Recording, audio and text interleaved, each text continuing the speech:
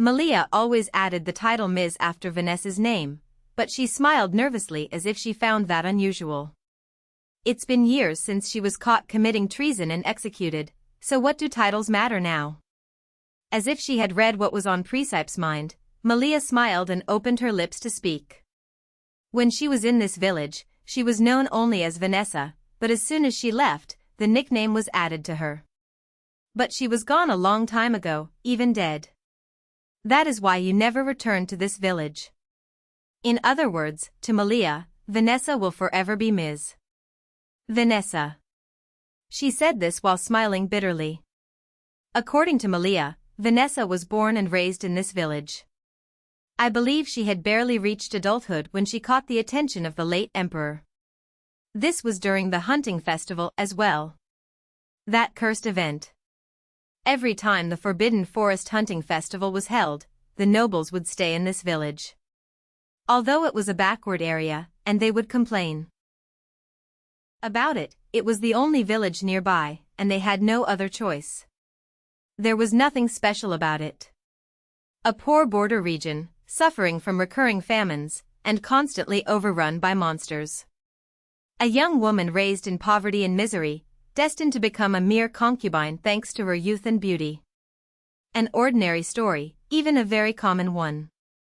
After the hunting festival ended, His Majesty returned to the capital first, while Lady Vanessa stayed in the village preparing to move to the imperial palace by order of the emperor. I think it took about a week. On the day of her departure, the imperial knights came to take her away. But as Malia recounted the details of what happened before Vanessa left, she seemed a little hesitant. Did something special happen? To my mother? 2 days before she left for the palace, she was found unconscious in the Forbidden Forest. At that moment, Presepe remembered Ivan's speech. He had stated that anyone who entered the Forbidden Forest had to have their name entered in the records, whether they left it alive or dead. And Vanessa, before she became a concubine, had her name on that register. It made a lot of noise, which is normal. She was going to be an imperial concubine, so what if she got hurt or died there? She struggled all her life, and finally got a chance to get out of this misery. But why? Why did you go there? What led her to enter that dangerous forest? There is a small path on the western side of the village that leads to the Forbidden Forest. No one uses it anymore, but it was found there. Did she say something when she woke up? I don't think so. I think she was just crying. Malia said that entering the Forbidden Forest was incomprehensible, but perhaps she suddenly became frightened when she realized that she was leaving her hometown for the imperial palace, so she burst into tears. But Presepe didn't think so. Maybe Vanessa had another reason. Maybe it was her father, Presepe's father. The day before she left, she called me and asked me for a promise. A promise? Yes. I still remember it well because it was a bit strange. Malia shook her head in confusion, then continued. If anyone comes asking where she is, I have to tell them she's dead. I don't have to say anything else, no matter what. It may come today, or 10 years later, or even decades later, but no matter what, I have to do it. But who would ask about it? You know, Lady Vanessa was an orphan. She lost her mother here, and her father left in search of money and never came back. That's why I found her request strange. There was no one to ask about her. True, there may be no one to ask about it. But what if he's not human? When I heard the news of her execution, I thought for a moment. Malia spoke cautiously, hesitating as she looked at Presepe. She wondered if the person she expected was a man she loved. But she quickly shook her head no. No, I don't think so. If she had a lover, he wouldn't have needed to come here. He could have gone to the imperial palace to find out about her. Everyone was talking about her when she became a concubine. Yes, this is correct. She was not a noblewoman, but a poor girl who became an imperial concubine. Even if she was truly guilty of treason, Omar Presepe reveals the truth. She became pregnant the year she became a concubine. This is correct. Which means she met a man in this village. But in a small village like this, if she was in a relationship with someone, word would have spread quickly. And I would have known about it for sure.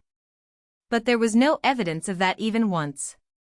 I never saw anyone coming or going from Vanessa's house. Malia seemed to not believe Vanessa had committed treason. She just thought that poor Vanessa, who had no background to support her, had made the other wives of the emperor and the empress jealous, so the charges against her were fabricated and she ended up like this. Because she felt bad about Malia's feelings, she continued to use respectful language when talking about Vanessa until now. Although this does worry me a bit, she's probably just confused by everything that happened, right? In fact, Vanessa has always been an eccentric person in some ways. Malia said this while recounting her memories with Vanessa. Stories that she wasn't that special, just like she became the emperor's concubine because of her beauty. Before she left, Malia finally said, "Presepe looks a lot like Vanessa." And despite her audacity to say this, she is grateful that Presepe was raised so well. So, now Vanessa can rest in peace. It is clear that she committed treason, and it is also clear that her partner was not a human being. No, it's not. If we look at the details, it is likely that she hid her pregnancy and was forcibly dragged to the imperial palace to become a concubine. If she meant her hometown, she would have told her to go to the village. She couldn't have sent her only daughter to such a dangerous place, even if she was such a weirdo. Did she want me to go find my father, since he was a monster? If so, perhaps she was at least hoping he would protect me? Damn, this doesn't make any sense. So far, things had made sense in a way, but the bigger problem was something else entirely. How does Presepe's true background relate to the male hero of this story? She couldn't have said that in vain. It must have been a hint or something. However, according to all the evidence so far, there was no real hero in the capital or the imperial palace. So, is it possible that a real hero is a monster? Such ridiculous talk. If I had known it would come to this, I would have paid attention to what Siegfried was saying when I was trying to get closer to him. He was saying that he killed a dragon just 3 years after joining the knights, and that he received a holy sword because of it. That idiot, he was talking non-stop, and I wasn't even listening to him. In Siegfried's path, Presepe always listened to him with a blank stare. Of course, from Siegfried's perspective, it didn't seem like that. What a bad coincidence, we always miss things when we need them. Oh, maybe this expression is not appropriate here? Anyway, you useless crazy man.